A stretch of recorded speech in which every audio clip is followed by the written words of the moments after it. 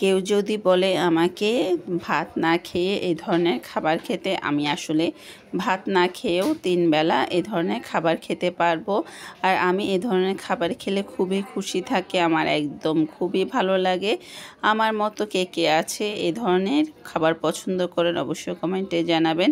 আর আজকে আপনাদের সাথে শেয়ার করব আমি আমার পছন্দের খাবার, আমার বাচ্চাদের পছন্দ খাবার সেটাই শেয়ার করব। আসসালামু আলাইকুম, কেমন আছেন সবাই? আশা করি সবাই অনেক ভালো আছেন। আজকে যেহেতু কেক বানাচ্ছি, মন খুবই ভালো লাগছে।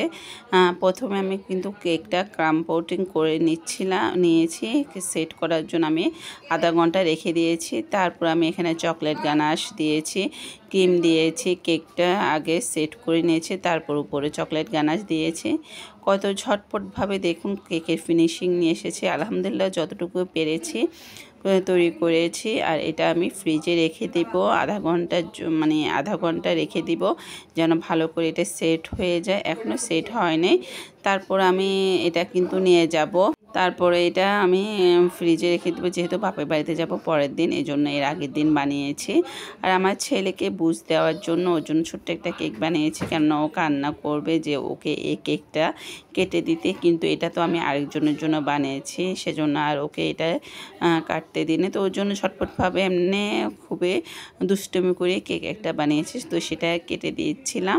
আর আমার কেকগুলো খেতে যে এত মজা হয়েছে, যারা খেয়েছে তারা তো বলছে এটা দোকানে এত মজার কেক পাওয়া যাবে না, এত 1000 টাকা খরচ করলেও দোকানে সে টেস্টটা আসবে না। আমি যেটা বানিয়েছি খুবই মজা হয়েছিল। আর এটা দুষ্টুমির ছলে বানিয়েছি সে ছেলেকে বুঝ দেওয়ার জন্য। তো আমি হয়তোবা ভাত না খেয়েও কেক খেয়ে থাকতে পারি, এই ধরনের অভ্যাস আমার আছে। আমি অনেক আগে থেকে কেক খুবই পছন্দ ছিল, কেক আইসক্রিম এই ধরনের খাবার আমার খুব পছন্দের। আমাকে ভাত না দিলেও আমি কিছু বলবো না যদি আমাকে 3 বেলা কেক দেওয়া হয়। যাই হোক, অনেক দুষ্টুমি করে ফেললাম। আর দেখতে পাচ্ছেন আমার কেকটা কতটা সফট হয়েছে।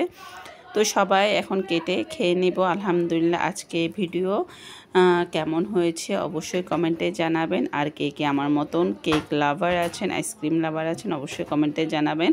আজকের ভিডিও এখানেই শেষ করছি, দেখা হবে নেক্সট ভিডিওতে। আসসালামু আলাইকুম।